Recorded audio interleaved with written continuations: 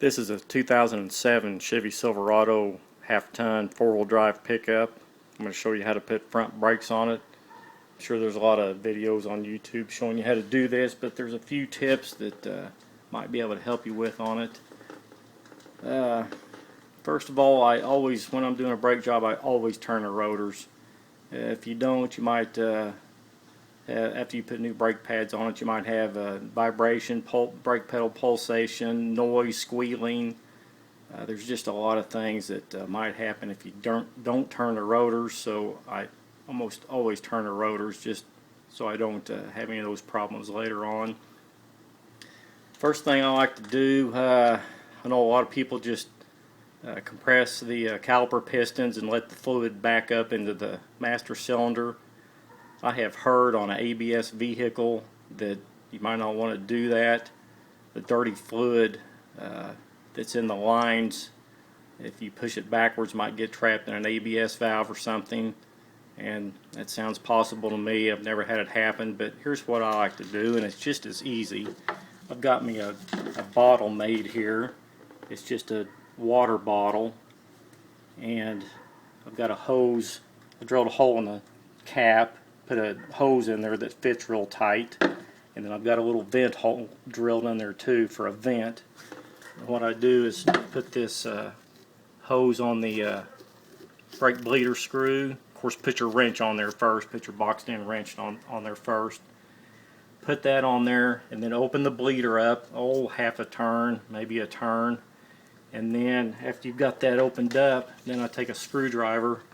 Like I said, these tips are on any brake job. They'll apply to any brake job. Then I take a screwdriver in here in the caliper hole, grab a hold of the rotor just like that. I'm not going to do it. I've got this job done, so I'm just showing you how to do it. Get it against the edge of the rotor and pull towards you. Pull it towards you and do it in both holes. This is a dual piston caliper. On a single piston, it'll just have one hole. You can do the same thing, but just pull that to you, and what you're doing, you're prying the caliper this direction, and that compresses the pistons that are in here. And once you get a little bit of a gap in between the inner pad and the rotor, then I stick the screwdriver in between the inner pad and the rotor and do the same thing. That way I can compress the pistons, and you can, most of the time you can do it fully, and you don't even have to push the pistons in after you get the caliper off. And you're gonna, if you do scratch up the rotor, you're gonna turn it anyway, so it's not gonna hurt. It's got a couple of scratches on it. So get them pistons pushed in, then close your bleeder screw, and then take your two caliper bolts out. There's one right here and one down here on the bottom. Takes a 19mm socket for that. Then raise your caliper up off of here, and you can set it right here on this upper control arm. Just kind of set it up there out of your way. Try not to let it hang by the hose or kink the hose too badly. And then once the caliper's off, of course your brake pads are right here. They'll slide out of the mounting bracket here. Slide your inner and outer pads off, and then if you're going to turn the rotors, you need to take the caliper mounting bracket off. There's a bolt right back here, and then there's one down here on the bottom. That's an 18mm socket. Those are going to be pretty tight.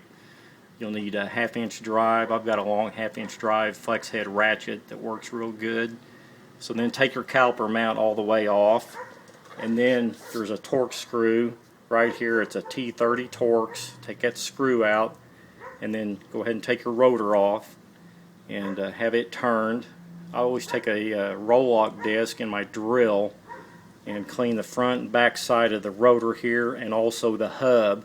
Take that disc and you clean in between here, get the rust off of it. You can't get right in here with your roll-lock disc, but I've got a little wire brush, so then I'll finish it off and take that wire brush. Of course, I'm talking about the hub after the rotor's off. And clean that and around there, get all that rust and scale off of the hub and both sides of the rotor, so it'll be clean and when you go back together. And then just reverse procedure. Put your turned rotor back on there, put your new pads on there, and then what I like to do is probably okay, but I always do this after I'm all done. Put my bleeder hose back on there, and then with the bleeder closed, pump your, of course, check your fluid level. Pump your pedal several times, and that'll push the pistons against the inner pads and get the fluid in there on the back side of the pistons. And then pump it several times till it feels firm, and then take your cap off of your reservoir. Like I said, check your fluid level again. Don't have to be exact. Make sure there's plenty in it. And then put your hose on there, open that bleeder screw up, and it should gravity bleed. It'll start dripping. It might take a few minutes, and you can just gravity bleed it just to make sure there's no air in there since you had that bleeder screw open. Then I gravity bleed it a little bit and shut the bleeder screw, recheck your fluid in your reservoir, put the cap on, and finish it up, put the tire on it, go for a road test. The lug nuts do torque to 140 foot-pounds, and I think that's about it. You know, on an older vehicle, this only has 75,000 miles on it. It's my dad's truck. It's in real good shape. On an older vehicle, after a road test, you might look up in there, make sure a caliper piston's not leaking. Sometimes, if you push them in, they might start leaking. It's rare, but it does happen, so you might take a look at it, make sure nothing's leaking. Anyway, I guess that's about it. Hope you enjoyed the video. Thanks.